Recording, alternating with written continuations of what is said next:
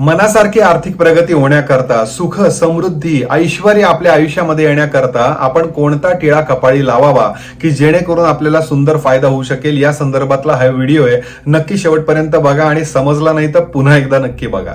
तर कोणता टिळा कपाळी लावल्यामुळे काय फायदा होतो याच्या संदर्भातला बाकी अजून एक आपला व्हिडिओ आहे. तुम्ही आपले बाकीचे व्हिडिओ चेक करा, त्यात ते तुम्हाला बघायला मिळेलच. आज एक छोटीशी कृती मी तुमच्या समोर शेअर करतोय.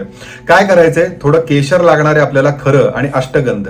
करायचं असं आहे, एक पाकळी घ्यायची केशराची किंवा ज्याला आपण केशर काडी म्हणतो, ती आपल्या तळ हातावरती ठेवायची आहे.